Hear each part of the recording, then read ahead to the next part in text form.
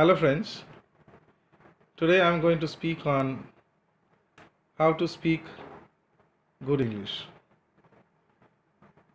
Now, there are n number of videos that you will get on the internet that will keep on giving you tips on how to speak good English.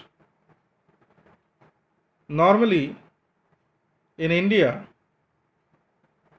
people go structurally. Whenever language is being taught, it is taught by means of grammar. But as we all know, the acquisition of language does not come by the learning of grammar, but by the use of the language, as it happens in the case of our first language or our native tongue. Whenever a person learns to speak his or her own language, he doesn't care about the rules of grammar. What he cares about is how to convey the meaning. When we learn English as non-native speakers of English, we normally learn the language in the same way as we learn our own native language. Most of the time, we learn the language by the use.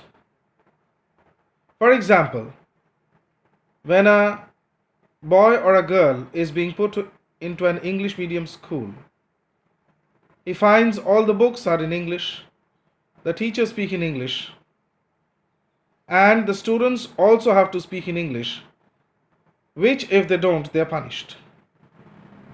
Somewhere there is a force. However, the language of thought is controlled and manipulated in a positive manner, such that the child comes to learn English, the importance of which we cannot deny in the modern world. Most of the time, students ask me about how to learn speaking English. What I feel is one cannot learn speaking English with a conscious mind to learn the language. What happened in my case, at least, was most of the times I used to feel good about speaking English. I used to feel smart. It gave me a good feeling that I was able to express myself in English. Whether there was kind of a showing off or a kind of impressing upon people, I do not know. But most of the time, it thrilled me, it excited me. The words that keep dropping in the course of my conversation, most of the words I've picked up unconsciously without consulting a dictionary, just because I've loved the pronunciation and the usage of the words, both denotatively and connotatively, that is, the literal and the metaphorical meaning. Therefore, what we need to do is we need to focus on areas which we like, which we love, that excites us. That is very important. And this doesn't have a rule. This is not a formal approach. This approach is very informal. But this is the way I have felt that a person can actually come to love English as a language. That would give him a feeling of superiority and a smartness over those who cannot. Please do not misinterpret me as being colonial. However, in the wake of the modern age, keeping in mind the need for learning the language, My advice to beginners is to try to engage themselves as far as possible in active speaking. Now, the point is, at every step, students would stammer because of the lack of words, because of the wrong usage of grammar, which is already there in their conscious mind. Most of the time, people deter to speak, they do not want to speak because they're conscious of the mistakes that they are surely going to make.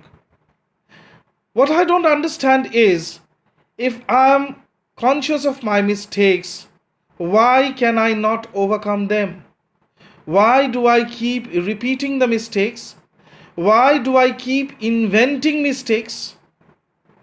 If I am speaking something wrong, I have not heard of it anywhere else. For example, if I have heard people talking English, I have not come across such people who have used has instead of have. But when I commit the same mistake, when I use has instead of have, it means I'm inventing mistakes. Because I have not come across anybody speaking in the same way. It is my own way of inventing mistakes. It is my own way of expressing what I want to express. Now, does it come from a basic attempt, a basic effort to translate from my native language? I've often analyzed this. Whenever students make a mistake, even if they translate from Hindi or Bangla or any other language, the mistakes that they would commit are different from which they actually commit.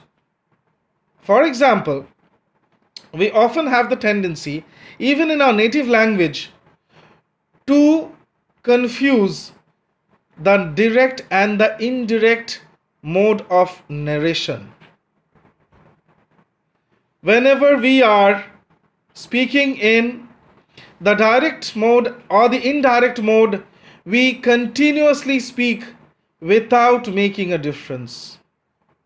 For example, if I say that my grandmother told that she would go to the temple tomorrow morning, instead of that, what we say is, my grandmother told I will go to the temple tomorrow morning. These are the basic mistakes which we make in the Indian language, the native language as well. So when a student tries to learn, tries to write the same thing, the student is confused. There is another thing, the agreement of the subject and the verb. I have, we have, you have, he has, she has, it has, they have. Similarly, I am, we are, you are, he is, she is, it is, they are. Again, I do, we do, you do, he does, she does, it does, they do. These are the basic and the commonest of mistakes that children normally make while writing or speaking English. Even if they're conscious of it, they cannot overcome. The problem perhaps arises when we try to translate an Indian language, a sentence in the Indian language, into English, because an Indian language follows the structure of subject, verb, object, whereas the English language follows the structure of subject, object, and verb.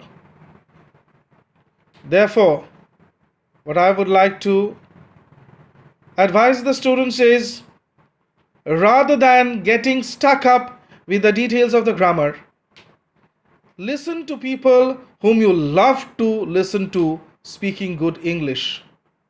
The moment you start doing that, you will automatically start picking words which excite you, which thrill you, which make you feel good. A child may be interested in films.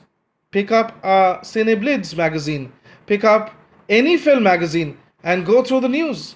Pick up any sports magazine and go through the news. It doesn't matter what you're reading. It matters whether you are reading with enjoyment, with fun, whether you are eager to read. Do not take learning as a burden. There is already too much of burden on us. Take learning as joy, take learning as fun, take learning as excitement. Please follow me on the next video where we are going to get into the details of learning English. Thank you.